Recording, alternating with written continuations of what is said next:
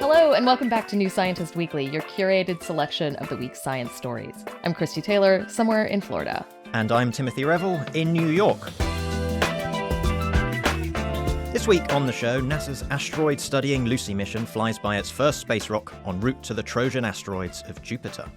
And a report from the UK's AI Safety Summit, where delegates from 28 countries signed an agreement to cooperate on minimising the risks and misuse of artificial intelligence.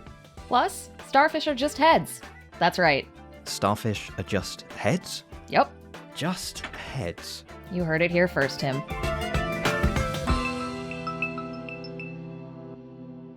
But first, do you lie awake at night worrying about getting enough sleep? Well, I know I do, certainly sometimes. And so we've got medical reporter Claire Wilson here to ease our minds a little bit. Claire, you've been writing about the surprising finding that we may no longer need to care quite as much about how much sleep we get, which seems to contradict the usual advice. So, as Christy might say, what gives?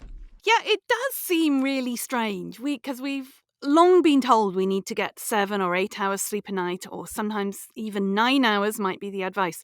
And recently, this has been linked with the risk of Alzheimer's disease. Claims have been made that sleeping too little even shrinks your brain, which sounds horrible. But the real answer may be that we need much less than we thought. And it's partly because the original advice tends to come from what are called observational studies, and these can only observe correlations between good health and sleep duration. And one of the most important sayings in science is that correlation does not prove causation. So does that mean we should be taking past sleep studies with a bit of a pinch of salt? Yes, it does. I mean, you've got to remember that just because you observe a pattern, for instance, high A is linked with high B, it doesn't mean that A causes B. It could be that B causes A, or that a third factor, C, causes both A and B. So in this case, it could be that for people in poor health, their disease, or perhaps the unnoticed initial stages of that disease, that is disrupting people's sleep. So the new study looked at an enormous collection of brain scans from several previous sleep-related studies, and it amalgamated them all together, and it has produced what is actually now the largest such body of research on this question. And the researchers kind of analysed this data in several different ways. I'm just going to highlight 2 of the ways they did it here. The first is that if you look at the genetic results, this shows that people who are genetically predisposed to sleep less don't have smaller brains. So that does suggest that in this particular case of correlation, it's not that bad sleep is causing brain shrinkage. Maybe the cause is going in the opposite direction, or maybe there's a third factor, as we said. Right, so maybe the brain shrinkage is messing up your sleep, or something else in your life is both shrinking your brain and messing up your sleep. Exactly. And the second analysis that I just want to bring up is that when they did do the standard kind of correlation study, and this included now about 47,000 people, and that's a huge number for a typical brain scanning studies, they found that the largest brain volume was seen in people who got only about 6.5 hours of sleep. So even if you don't believe the genetic findings, and you do believe that you kind of need this minimum amount of sleep to protect your brain and stop it from shrinking away, that magic number seems to be a lot less than the traditionally advised amounts for how much you need to sleep. So that sounds like really good news for anyone who just can't sleep for 7 or 8 hours, which includes my very good friend who is weirdly also named Christy. But does this mean that we can truly just throw away our sleep trackers and forget about all this? Well, that would be nice, but there are certain caveats to the research. So this study only measured brain health by looking at brain size. There are other possible harmful effects of getting too little sleep. It has also been linked with, higher rates of heart attacks, various other illnesses. So it can't say definitively you never need to worry about this. Yeah, and I guess an obvious downside of not getting enough sleep is you're a little bit sleepy the next day. Yeah, I mean, we all know that. We don't need a big study to tell us that. In fact, the lead researcher for this study, when I was talking to him, he said that's probably the only kind of sleep tracking kind of biomarker, they're sometimes called, that you need to worry about. So rather than kind of tracking your hours, and some people analyze it in even more detailed ways, just if you're feeling tired in the day, then yes, you probably aren't getting enough sleep. But if you feel fine, then yeah, stop worrying about it.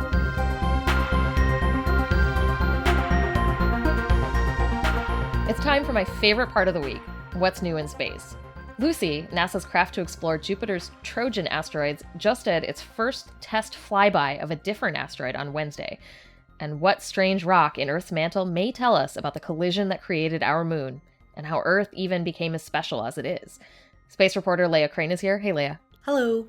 So first off, Lucy, again, just did this flyby of an asteroid in the main belt. What kind of data is it collecting? So, frankly, it didn't collect a whole ton of data because it was hurtling by at 10,000 miles an hour, and the asteroid that it went by, which is called Dinkinesh, is less than 1 kilometer across, so that's not a lot of observation time. But the main point of this flyby was to test out all the instruments, particularly the tracking system that's used to keep the asteroid in the field of view, which, as you can imagine, is pretty hard at 10,000 miles an hour. Testing some of those instruments means some pictures and some information about the surface of Dinkinesh, which we've never seen up close before. So any new asteroid we observe can tell us stuff about the relationship between various kinds of asteroids, but it's probably not going to be a ton new. Well, and Lucy's main target is actually much further away from us. It'll be looking at asteroids that share Jupiter's orbit. So why are these specific asteroids such an interesting target? These asteroids are called Trojans, and they're particularly interesting because they're almost definitely crumbs that are left over from the process of planet formation. These Trojans, I think, are really cool because there's some right ahead of Jupiter in its orbit and some right behind. It's kind of like a police escort.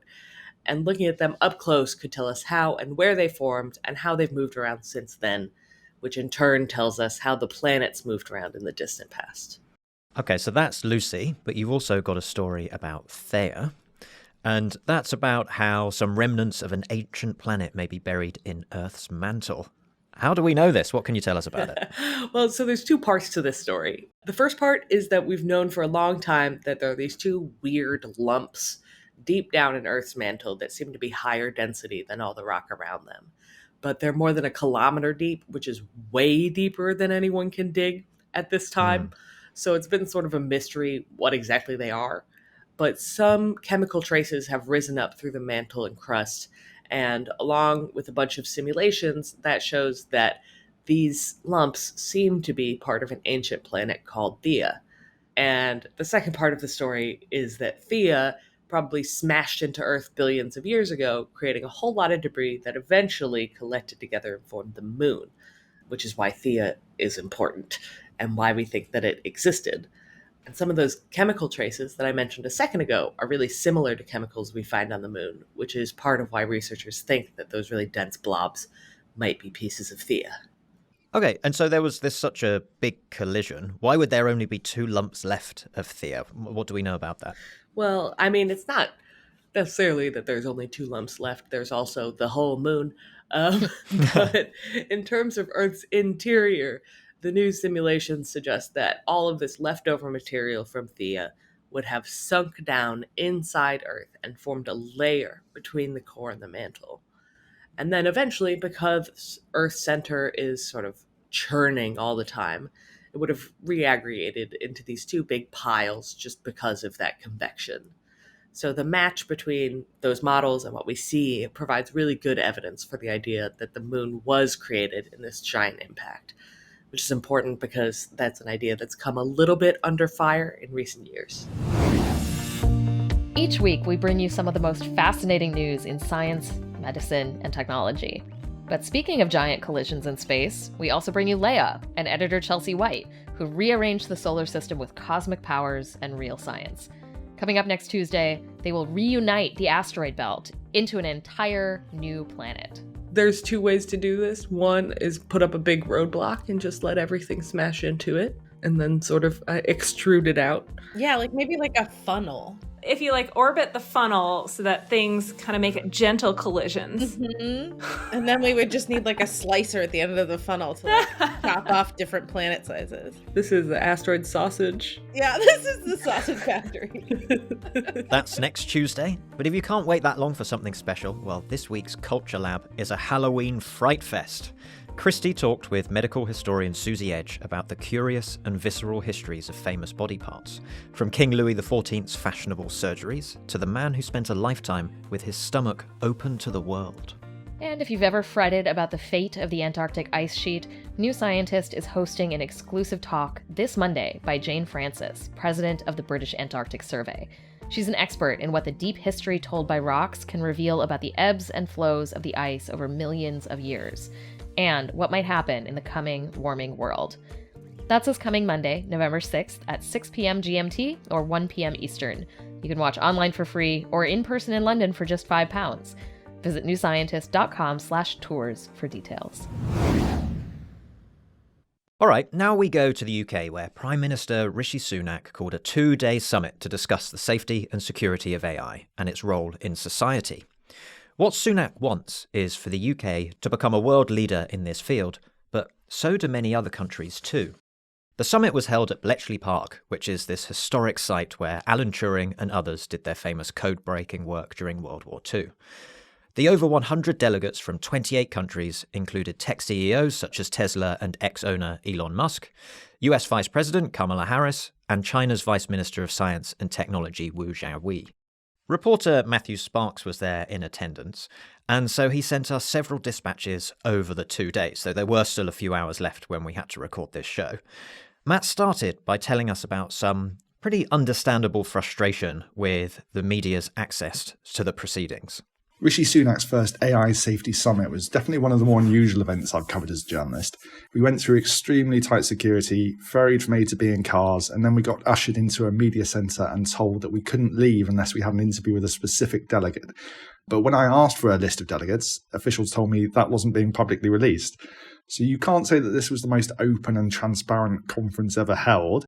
The conference also had its critics from AI experts not in attendance, as Matt reported. Mark Lee at the University of Birmingham told me that the event was more of a staged, managed photo opportunity than a chance for honest discourse, and that was leading to a focus on the wrong problem. He says talk of existential risk and killer robots, they're all a bit sci-fi in his opinion, but sexist and racist bias in real models being used to make real decisions in banks and courts today are a legitimate problem. He says a wider range of experts at the event may have been able to make that a bit more clear. Another critic was the campaign group Pause AI, who I saw protesting outside Bletchley Park on the way in. They say that AI actually does pose an existential risk, but that a crowd heavy with technology company CEOs is unlikely to raise that issue or do much about it because they're locked in a commercial struggle to beat the competition and gain market share. Wednesday concluded with at least a symbolic nod to global cooperation, a Bletchley Declaration, in honor of the conference location, in which signees resolved to, quote, work together in an inclusive manner to ensure human-centric, trustworthy, and responsible AI. Though, as Matt again notes, it did not set any specific policy goals. While that document doesn't really do much except for recognising that there are risks, and that they need to be investigated, the real success is that 28 countries, including the US and China, as well as others across the Middle East and the EU, all signed it. And that sort of wide-scale agreement is a really good basis for piecing together safeguards and regulation, as long as they also seek input from a wide range of experts on the ground. While the US did sign onto the Bletchley Declaration, Vice President Harris also has simultaneously announced her own US-led pledge, which has 30 countries signed on, as well as new actions from the US on artificial intelligence. Yeah, so just before the UK's event kicked off, US President Joe Biden issued an executive order directing agencies on this side of the Atlantic to begin creating standards and regulations for how AI is used and overseen in housing, healthcare, education, and other aspects of government. The order encourages responsible use and creation of safer AI systems, and it requires companies to notify the government when developing a model that might pose risks to public health and safety, or national security. And this was essentially Biden's attempt to also put the US at the front of these conversations. And on top of that, the countries that make up the G7 economic group, including the US, Britain, and the EU, have now signed on to an 11-point code of conduct that provides voluntary guidance urging companies developing and deploying AI to do so with utmost attention to mitigating risk and heading off patterns of misuse. These companies should also publish and make available reports on the capabilities and limitations of their models and invest in rigorous security measures. So basically, everyone's trying to come to the front on AI at this point. Yeah, so after this whirlwind week of safety-oriented discussions. We asked reporter Matt Sparks what his impression was of the actual impact both of the UK summit and these other big policy moves, and whether they will have a meaningful effect on shaping how AI touches our lives, for better or for worse. At the end of it all, the main takeaway was the so-called Bletchley Declaration signed by 29 nations. Getting that sort of international agreement on anything at the moment is a success, but honestly, the document does little more than acknowledge that there are risks and pledge to explore them. The only concrete action promised in the wording is to hold more summits in the future. The reality is that technology is, as it has always done, outpacing legislation. And if the world's lawmakers got up to speed at Bletchley Park this week, then it's guaranteed that by the time they meet again in a year's time, long before international regulation has a hope of being complete, AI will already look wildly different. And genuinely, no amount of summits can solve the problem of innovation outpacing legislation.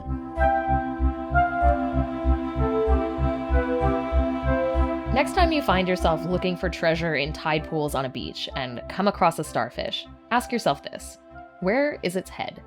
If you can't work it out, you're not the only one. Biologists have been puzzling over this question since the 19th century. But now, at last, they have an answer. It seems as if the whole animal, at least from the point of view of its outer surface, is essentially a disembodied head crawling around on its lips, which should have been my Halloween costume this year, to be honest. This isn't just a story, though, about an animal doing something bizarre. The findings could help biologists understand more about how evolution generates an infinite variety of animal forms, from head to tail. Here to tell us more is freelance science journalist Claire Ainsworth. She joins us from Hampshire in the UK. Hey, Claire. Hi, Christy. So is it really true that if you want to get ahead, get a starfish? I'm sorry, that was terrible. Yeah, that is indeed dreadful, but basically, yes. To get a sense of the starfish, imagine cutting the outer layer of your body off at the chest, and next, tuck all the rest of your insides up and seal the outer layer around them. Now squash your head down so that it spreads outwards like a pancake with the top of your head in the middle, and finally take 5 hooks and drag the head out towards the sides. That's kind of how a starfish is now. Yeah, that's really easy. It's not weird at all. And this is a starfish.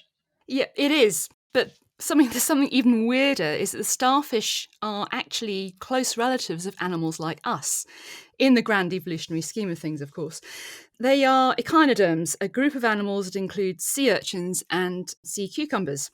Now, most animals, including us, have a distinct head end and a tail end, with a line of symmetry running down the middle, dividing the body into 2 mirror image halves. Animals with this twofold symmetry are called bilaterians. Adult echinoderms, on the other hand, have 5 lines of symmetry radiating from a central point with no physically obvious head or tail. Yet they're still bilaterians. Their larvae start off being bilaterally symmetrical before giving themselves this kind of extreme makeover as they metamorphose into adults. I'm really enjoying all of this talk of symmetry. It's sort of bringing me back to studying mathematics at university and all the group theory stuff. But that's obviously unrelated to this. So what I really want to know is you've got these animals with 5-fold symmetry, and then you've got the ones with 2-fold symmetry. How does the transformation from one to the other occur? Well, that's an excellent question. And now a team led by scientists at Stanford University have taken a new approach to find out, looking at the genes that coordinate the head-to-tail development of bilaterians. These genes are switched on or expressed in stripes along the head-to-tail axis of the developing embryo, each defining a particular point along that axis. So you have genes that define the front of a head, then genes defining the section just behind it, and yet more defining the more tailwards aspect of the axis. Now, to their surprise, the headmost genes were expressed in a line running down the middle of each arm on the underside of the starfish. The next headmost genes were expressed on either side of this line, and so on. Now, what's more, the genes that define the trunks of bilaterians, like your torso, were missing from this outer layer, although they were still there in the inner layers of the animal. This suggests that starfish have somehow jettisoned their trunk regions and freed up the outer layer to evolve in new directions. And then hence the idea that echinoderms, like the starfish, sea cucumbers and the like, they're, at least in terms of their outer surface, just heads. Yes, that's the idea. Heads walking around on their lips, which have sprouted a fringe of little tube-like feet.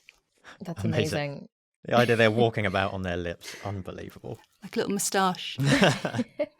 I mean, that's maybe the weirdest mustache I've ever heard of. Why did they get rid of their trunks? Well, they might not have needed them. So animals like us may have hung onto theirs and evolved strong muscles for swimming away from predators, while echinoderms kind of hunkered down and covered themselves in this bony armour. That's why they're called echinoderms. They've got a bony external skin. Which raises some interesting questions about how ecology and natural selection shape the evolution of an animal's development. And on top of that, seeing how these bilaterian gene networks have been used to produce radically different body plans gives scientists critical insights into how this happens. This week, we've had a surprising string of interesting developments in biology on top of the revelation that starfish are just heads. So, Christy and I thought we'd share a few of these with you, starting with a pretty strange trade-off that flatworms have to make between being able to regrow their heads and being able to reproduce sexually. I love the heads theme here, Tim, but I have no idea how those two things would be related to one another. Yeah, they seem very unrelated, but researchers, they looked at dozens of species of flatworm, many of which are parasites in mammals. And the team found that many species of flatworm have this amazing ability to regenerate their heads if you decapitate them. But some of them are not very good at it. They're in fact quite crap at it.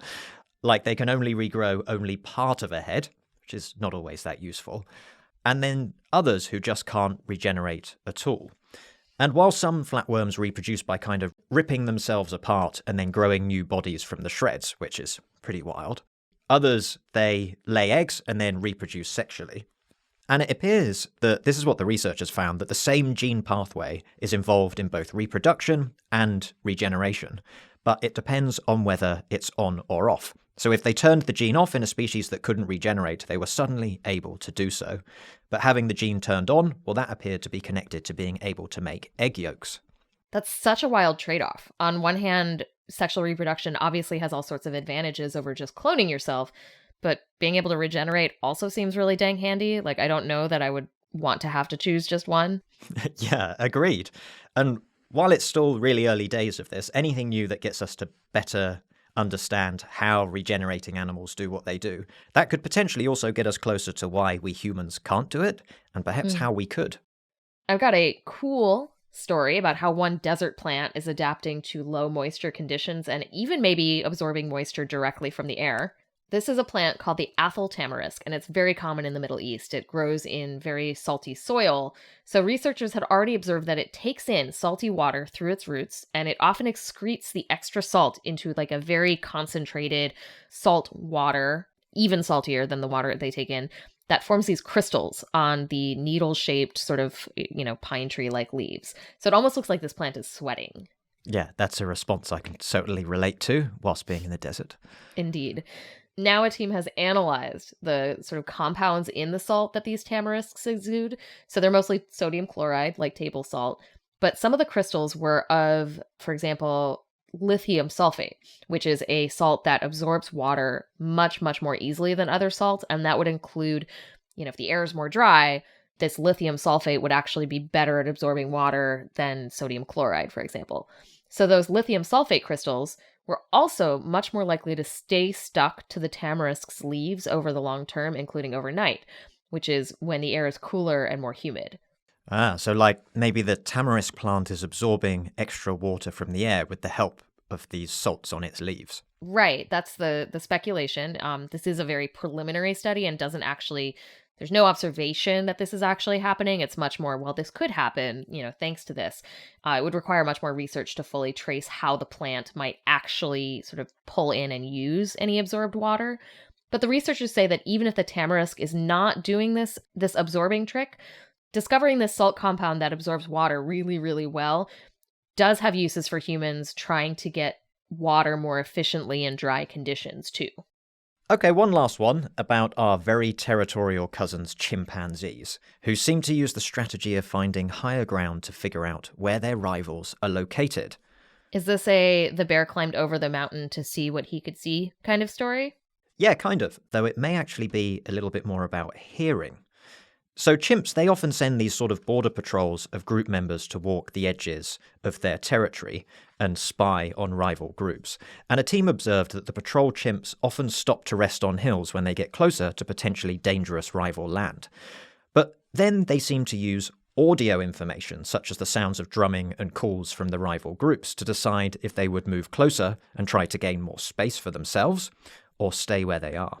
So why would they need to be up on a hill if they're only listening for this information? Yeah, so that's the thing. A hill is obviously a great place for seeing. You get a good view. But that also makes it a great place for hearing too. The acoustic conditions are more favourable. And the researchers observed that when chimps during these resting periods heard rivals several kilometres away, they were far more likely to continue into enemy territory, whereas when the outsiders were just 50 metres away, the patrol chimps would stay put, minimising the risks. As the researchers put it, this suggests a pretty sophisticated sense of territory and what the costs and benefits are of expanding it, and it's at least much more than was previously expected of chimps. Well, that's it for this week. Thank you all so much for listening. You can find all the stories we talked about today in the show notes, and you can subscribe to this podcast on whichever app you're currently listening on. And as always, if you like the great stories we're bringing you from the serious to the silly, please give us a rating or review on Spotify or Apple Podcasts. We'll be back next week, but that's bye for now. Bye.